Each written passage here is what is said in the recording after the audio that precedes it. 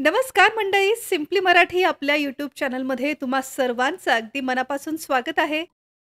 आंब्याचा अगदी दाटसर असा रस बनवायची अगदी नवीन ट्रिक. विशेष म्हणजे यामध्ये आपण मिक्सर किंवा रवी याचा कशाचाही वापर करणार नाही. त्याचबरोबर अगदी पारंपरिक जुन्या पद्धतीने जसा आंबा पिळून वगैरे आपण रस बनवायचो, असा सुद्धा हा रस आपण बनवणार नाही. त्यामुळे आंब्याचा हा तयार रस काळासुद्धा पडत नाही आणि आंब्याचा हा रस बनवताना आंबे जास्त वायासुद्धा जात नाही.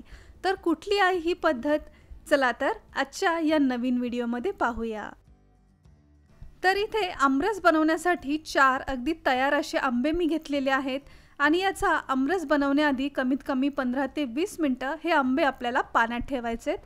कारण आंब्याचा गुणधर्म हा थोडा गरम असतो, त्यामुळे हे थोड्याशा थंड पाण्यात ठेवल्यामुळे हे थोडे थंडही होतात. त्याचबरोबर यावरती चीक वगैरे लागलेला असतो, हा सुद्धा निघण्यास मदत होते. त्याचबरोबर जर हे थोड्या वेळ पाण्यात ठेवले तर त्यातला पूर्ण गर निघण्याससुद्धा मदत होते. त्यामुळे आमरस करण्याआधी हे आंबे नेहमी पाण्यात भिजत ठेवा आणि त्यानंतरच त्यापासून आमरस बनवा. तर एक 20 मिनिटानंतर आता हे पाण्यातून आंबे आपल्याला काढून घ्यायचेत. स्वच्छ नॅपकिनने ते आपल्याला पुसून घ्यायचेत, कोरडे करायचेत. सगळ्यात आधी आंब्याचा जो देठाचा भाग आहे तो आपल्याला चाकूच्या साहाय्याने कट करून घ्यायचा आहे आणि यानंतर या आंब्याच्या अशा मोठ्या मोठ्या फोडी आपल्याला कट करायच्यात. सालीसकटच हा आंबा आपल्याला कट करून घ्यायचा आहे. यानंतर पुरण बारीक करण्यासाठी आपण जी चाळणी वापरतो ती आपल्याला घ्यायची आहे आणि ही चाळणी ज्या भांड्यावरती पुरेल अशी एक भांडंही या खाली आपल्याला असं ठेवायचं आहे. यानंतर आंब्याच्या ज्या फोडी आपण केल्या होत्या त्या आपल्याला घ्यायच्या. त्यातली एक फोड मी इथे घेतलेली आहे आणि या चाळणीवरती अशी ती आपल्याला घासून घ्यायची आहे. त्यामुळे काय होईल, आंब्याच्या सालीला जेवढा काही गर आहे या चाळणीतून तो खाली ड्रेन होईल. सालीला अजिबात सुद्धा गर राहणार नाही. पूर्णपणे हा गर या चाळणीतून खाली आपल्याला मिळेल. अशाच प्रकारे या आंब्याच्या जेवढ्या काही फोडी आपण केल्या होत्या त्या अशा या चाळणीवरती आपल्याला लावून घ्यायच्या. त्याचबरोबर जी कोई आहे ती सुद्धा या चाळणीवरती आपल्याला अशी घासून घ्यायची आहे.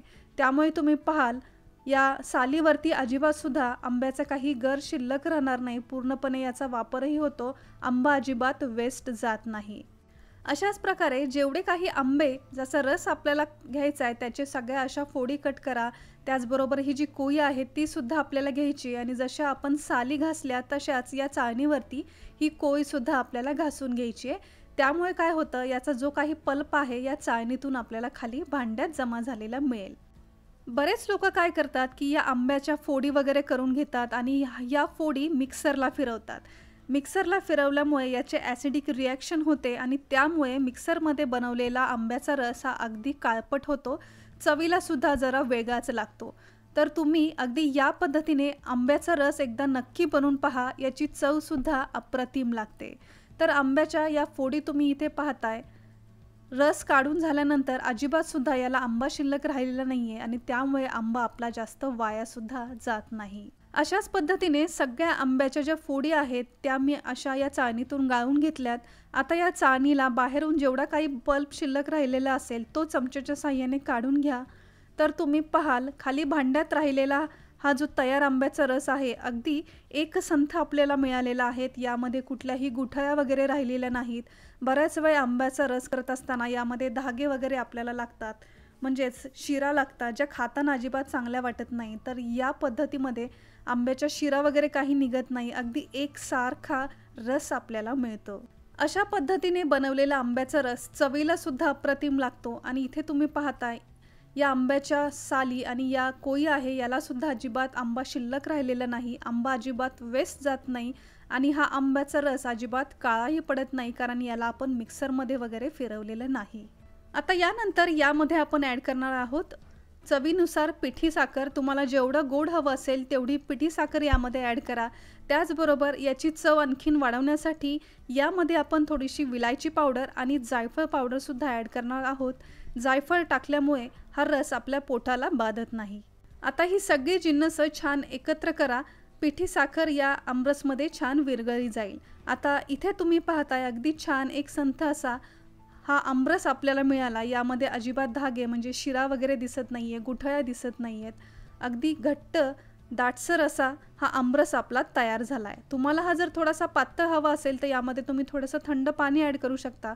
फक्त यामध्ये दूध ॲड करू नका. दुधामुळे हा आमरस काळा होतो किंवा त्याची चवही बदलते. त्यामुळे पर्सनली मी तरी कधीही यामध्ये दूध ॲड करत नाही. पातळ करायचं असेल तर थोडंसं थंड पाणी तुम्ही ॲड करू शकता. हा आमरस असाच किंवा थोडा वेळ फ्रीजमध्ये ठेवून थोडासा थंड तुम्ही सर्व्ह करा. खायला अगदीच अप्रतिम लागतो. जर घरामध्ये लाईट नसेल, मिक्सर वापरता येत नाहीये किंवा रवी नसेल तर या पद्धतीचा वापर करून तुम्ही आमरस बनवून ठेवू शकता. तर या उन्हाळ्यामध्ये अशा प्रकारे एकदा आमरस बनवून तुम्ही नक्की पहा. याची चव खूपच अप्रतिम लागते. एकदा जर या पद्धतीने तुम्ही आमरस बनवला तर आपल्या इतर पद्धती तुम्ही विसरून जाल. सो फ्रेंड्स, आय होप की आमरस बनवण्याची ही पद्धत तुम्हाला सुद्धा नक्कीच उपयोगाची वाटली असेल आणि माझी ही मेहनत जर तुमच्यापर्यंत पोहोचली असेल तर व्हिडिओला एक लाईक नक्की करा. ही पद्धत तुम्हाला कशी वाटली कमेंट करून सांगायला विसरू नका. आणि अजून जर तुम्ही सिम्पली मराठी या चॅनलला सबस्क्राईब केलं नसेल तर वाट कसली पाहताय, लगेच सबस्क्राईब करा. हे अगदी फ्री आहे. सबस्क्राईब बटन समोर एक नोटिफिकेशन बेल आहे, ते सुद्धा प्रेस करायला विसरू नका.